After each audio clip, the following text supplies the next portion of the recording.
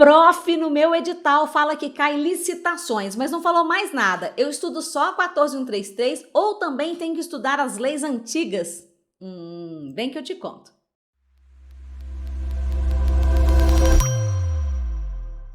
Então, ainda vai cair a Lei 8666 e a Lei 10.520 na minha prova de concurso? A resposta é sim.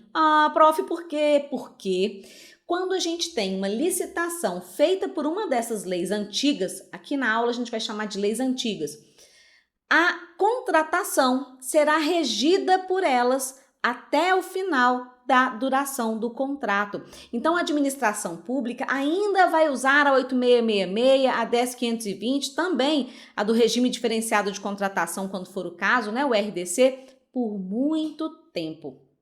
E é por isso que, quando um órgão encomenda o concurso público, ele pode sim pedir, além da 14.133, pontos das leis antigas. Claro que não vai pedir detalhamento da lei antiga, mas os pontos principais continuam caindo. Até porque eles podem cair para você se confundir, né? Isso era na lei velha ou na lei nova. Então, você precisa sim relembrar de alguns pontos importantes da 8666 antes da gente passar para os pontos da 14.133, ok? Antes de começar essa aula, eu queria te contar que nós iniciamos uma mentoria ao vivo comigo. Essa mentoria acontece na minha comunidade de Direito Administrativo, que fica hospedada em clubedeaulas.com.br. Todas as semanas vocês têm 2 horas ao vivo comigo, em que a gente fala de todos os temas do direito administrativo, de 0 a 100. E ainda, no final da semana, eu deixo meu WhatsApp por conta de responder os seus áudios. Como assim, prof? Você faz a pergunta para mim e eu mesma respondo para você. Então, você terá suas dúvidas sanadas para não errar mais questões de direito administrativo. Quer fazer essa mentoria comigo? Não agora, mas depois desse vídeo, passa lá em clubedeaulas.com.br que eu estou te esperando. Vamos continuar com essa aula? Olha lá. O que é que a gente tem que saber da 8666? A gente tem que saber as finalidades da lei. Lembra daquilo? 8666, finalidades, prof, não estou lembrando. Olha lá, isonomia, a escolha mais vantajosa e ainda a promoção do desenvolvimento nacional sustentável. A isonomia entre os licitantes, a escolha mais vantajosa para a administração e ainda promover o desenvolvimento do país, fomentando, né, a produção de bens no Brasil, ou seja, comprar produtos fabricados no Brasil, tá certo? E quais são os princípios que norteiam esse procedimento licitatório na 8666? Vamos lembrar? Primeiro aparecem os princípios do LIMP, mas sem o E de eficiência. Legalidade, impessoalidade, moralidade e publicidade. O eficiência não é um princípio expresso porque ele foi acrescentado expressamente lá na Emenda Constitucional 19 de 98. Como a Lei 8666 é de 93, ainda não tinha expresso nela o princípio da eficiência. Depois, nesse mesmo artigo 3º da 8666, aparecem 2 princípios que são sinônimos do que a gente já tem aqui. Sinônimo de impessoalidade aparece para a gente o princípio da igualdade e sinônimo de moralidade aparece o princípio da probidade. Então, olha lá, impessoalidade e igualdade são sinônimos, moralidade e probidade também sinônimos, ok? E aí, os 2 princípios específicos de licitação, quais são mesmo? Você lembra? Julgamento objetivo e a vinculação ao instrumento convocatório. Essa vinculação ao instrumento convocatório vai vincular tanto a administração pública quanto os licitantes. As regras que estão ali têm que ser cumpridas por ambos, né? E o julgamento objetivo é o julgamento com base em critérios impessoais já previstos no edital antes da etapa de julgamentos, tá certo? Ótimo! Mas o que mais, prof, da 8666 que eu teria que estudar para provas recentes agora de concurso que eu quero fazer esse ano ainda? O que eu tenho que saber mais? As modalidades. Não tem como a gente ir para a prova sem relembrar modalidades licitatórias. Até porque, para falar da lei nova, vai perguntar, essa ainda existe? Essa aqui mudou? Qual que acrescentou? Essas são as questões que a gente vai encontrar nos concursos. Vamos lembrar, então? Olha lá. Concorrência, tomada de preços e convite. Essas 3 modalidades estão estruturadas conforme a estimativa de valor do contrato. Se eu tenho uma licitação com um valor menor, ela pode ser por convite e sempre que ela puder ser pela modalidade mais simples, ela pode ser pela modalidade mais complexa. Então, ela poderá ser por tomada de preços e concorrência. Quando o valor for mais alto um pouquinho, a gente vai lembrar desses valores daqui a pouco, então não saia desse vídeo. A gente tem a possibilidade da tomada de preços ou da concorrência. E quando o valor for muito alto, só pode ser a concorrência, tá bom? Então, essas modalidades estão estruturadas conforme a estimativa de valor do contrato. Além disso, tem o leilão, que serve para vender bens da administração pública, bens imóveis ou mesmo bens móveis inservíveis, né? Os bens apreendidos, então é para alienar esses bens.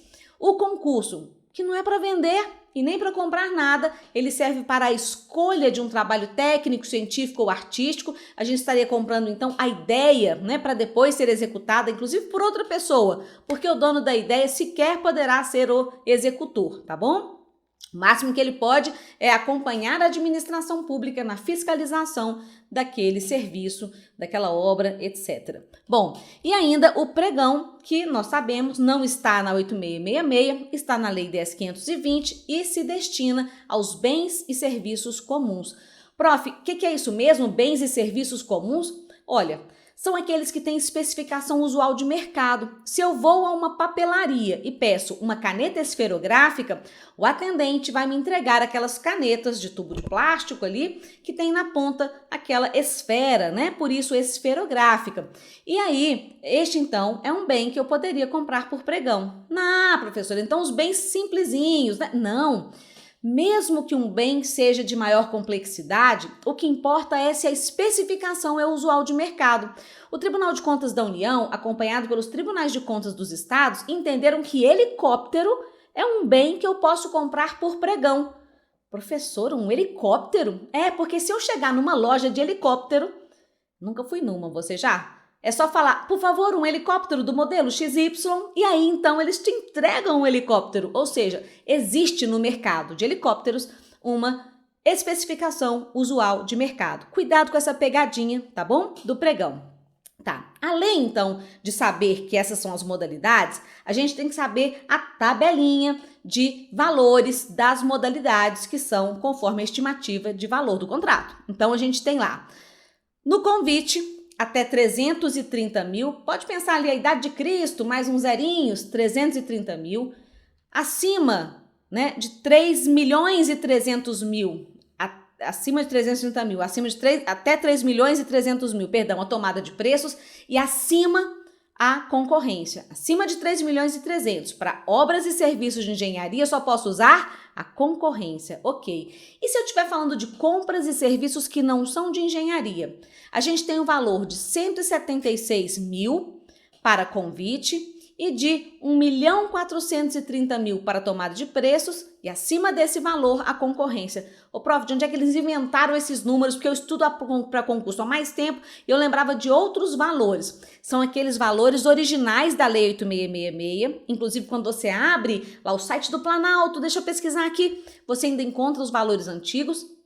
Só que eles foram multiplicados por 2,2. Faz na calculadora depois para você ver que dá certinho isso daqui, tá? Na prova, prof, eu tenho que ficar lembrando que é 2,2, é mais fácil, ó. Por exemplo, a obras e serviços de engenharia de convite era 150 mil. Você vai dobrar, então você vai colocar 300 mil e mais 0,2, ou seja, e mais 30 mil, 330 mil. Se você for bom na matemática, isso aqui você tira de letra. Se não for, decora esses valores, porque isso cai em prova, tá bom? E o pregão, prof, qual que é o limite do pregão? O pregão não tem limites. Ele pode ir a qualquer valor, tá bom? A gente depois fala um pouco mais sobre isso, por isso continua nessa aula, porque ela vai ser importantíssima para a sua prova. Agora, além disso, nós também temos na lei as modalidades não competitivas. Não competitivas é quando a gente fala de inexigibilidade, nós estamos falando de um procedimento licitatório, só que nele é inviável a competição. Ou quando eu falo de dispensa de licitação dispensável, né? Em que a competição é possível, porém, ela não é oportuna ou conveniente. Professor, esse joguinho de palavras, não é um joguinho de palavras. Quando a gente fala de oportunidade e conveniência, estamos falando de ato administrativo discricionário. Se você tiver dificuldade com essas matérias, é preciso estudar mais o direito administrativo, senão ele pode abaixar a sua nota ou até mesmo impedir a sua aprovação, tá bom? O que mais então? A licitação dispensada. A licitação dispensada não é para aquisição de bens, contratação de serviços, mas sim para alienação sem competição. Por exemplo, quando a administração vai alienar moeda estrangeira, tá certo? Agora, cuidado, se na prova falar assim, qual modalidade não competitiva não tem competição, é inviável a competição, responda inexigibilidade. Criou-se um consenso que essa definição, inviabilidade de competição, é sinônimo de inexigibilidade, tá certo? Olha aqui então, licitação inexigível, são 3 casos, é só lembrar disso. O caso do fornecedor único, a situação da contratação do artista, porque a arte não se compara, então você tem aqui uma subjetividade da arte que impede uma comparação objetiva, e ainda aqueles serviços técnicos de natureza singular, ou seja, que não são corriqueiras cotidianas para a administração, desde que eu contrate um profissional de notória especialização. Ele não tem que ser o único, hein? Prestem atenção, porque se ele for único, eu chamo ele de fornecedor único. Aqui são aqueles casos em que a administração cria uma confiança com determinado prestador de serviço. Existem mais de um que são bons naquela atividade que desempenham, mas a administração confia em um fornecedor, ok? Agora, e na dispensa? A dispensa são aqueles 35 casos impossíveis de se decorar que estão lá no artigo 24 da 8666. Ali a gente tem a licitação de baixo valor, a calamidade e emergência, a guerra ou grave perturbação da ordem, aquela licitação deserta que não apareceu ninguém, ou aquela licitação fracassada depois que a gente dá um prazo para as empresas repetirem as propostas, mas não resolveu nada, ok? Então, todos aqueles casos de dispensa podem cair para você em prova, mas eu não vou decorar aquilo lá. Não vai pedir um detalhe assim da 8666, mas vai pedir para eu diferenciar inexigibilidade de dispensa. Então, em vez de você decorar todos esses casos que estão lá, tem até uns complexos, né? Navios, no abastecimento de navios, embarcações, seus meios de deslocamento, quando estado eventual, hipótese, aeroporto da base, quando a exiguidade dos prazos puder comprometer os propósitos da operação. Você vai guardar isso? Não vai, só a professora que sabe isso, porque fala isso desde 1993, tá bom? Não tem que decorar, mas você tem que saber que fornecedor único, artista e serviço técnico não é dispensa de licitação, ok? E na licitação dispensada? Na licitação dispensada, a gente está fazendo uma alienação de bens sem competição. Imagine a administração pública vendendo um bem para um outro órgão público ou fazendo uma dação em pagamento, dando um bem em pagamento. É uma alienação. Mas eu não vou fazer um leilão, porque eu já tenho quem vai receber aquele bem. A mesma coisa acontece na doação, acontece na chamada investidura. O que é essa investidura? Não é investidura em cargo público, que você vai investir no cargo público daqui a pouco. Já estou vendo o seu sucesso se você não parar os estudos. Mas investidura aqui é quando a administração, por exemplo, desapropria um terreno para fazer uma obra pública. Mas no final da obra pronta, sobra um pedacinho desse terreno que é menor do que um lote dentro do plano diretor da administração do município. Então, esse pequeno espaço não pode ser vendido para qualquer pessoa. Ele só pode ser vendido, adivinha para quem? Para o dono do imóvel do lado. O dono do imóvel lindeiro à obra pública, pode comprar esse remanescente de terreno, juntar lá com um pedacinho que ele tinha, ficar com um terreno maior, mas não pode ficar menor do que o que a legislação estabelece, tá bom?